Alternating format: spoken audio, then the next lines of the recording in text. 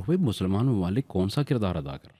آپ یہ دیکھیں کہ اسرائیل کا جو یہ انٹرنیشنل کرمنل کورٹ میں جو مقدمہ ہے، یہ بھی ساؤتھ افریقہ نے ساؤتھ لڑا ہے، افریقہ کا ہے، اور اس کی کوئی ٹھیک سپورٹ ہے؟ بھی اس طرح کی نہیں ملی۔ او نہیں آئی تو وہ سی کے نیتن یاہو نے جو بات کہی ہے کہ جی مسلمان حکمران عرب حکمران اس معاملے میں ہمارے ساتھ ہیں۔ بات ہے، مطلب اس کے تو چلے ٹھیک ہے، ہم یہ کہتے ہیں کہ چلے وہ اپنے اس کے ایک ایجنڈا ہو سکتا ہے اس کے بیان دینے کا، لیکن جو چیز ہمیں نظر آتی ہے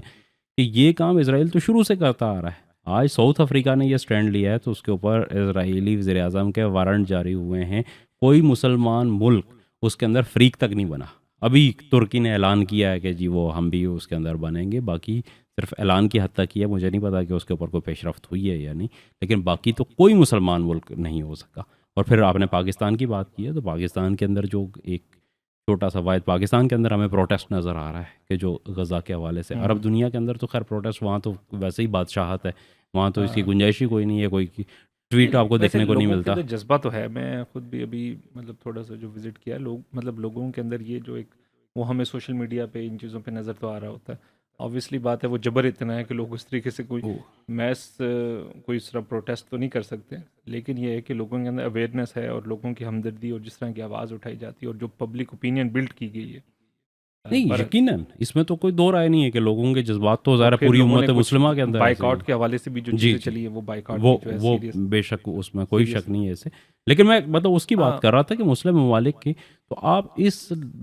جو ہے اس کے اندر کیسے آپ یہ توقع رکھ سکتے ہیں کہ کوئی آگے بڑھ کے کردار ادا کرے گا؟ اصل جو یہاں پہ مسئلہ ہے، کل بھی جو ابو عبیدہ نے کہا کہ اسرائیل یہ چاہ رہا ہے کہ اس کے جتنے یرغمالی ہیں، آج اگر وہ اسرائیل کو یقین ہو جائے کہ وہ سارے اس بیماری میں مر چکے ہیں تو کل اسرائیل سیز فائر کر دے گا، کیونکہ اسرائیل کے لیے کوئی چیز بچی نہیں ہے۔ جو نیتن یاہو وہاں کی سیاست ایک جو ہے نا، وہ جو کہتے ہیں نا کہ وہ سانپ کے گلے میں چھچھندر والی مثال دی جاتی ہے کہ نہ وہ اگل سکتا ہے نہ وہ نگل سکتا ہے۔ نیتن یاہو کی سیاست ویسے ہی اسرائیل میں ختم ہو چکی ہے،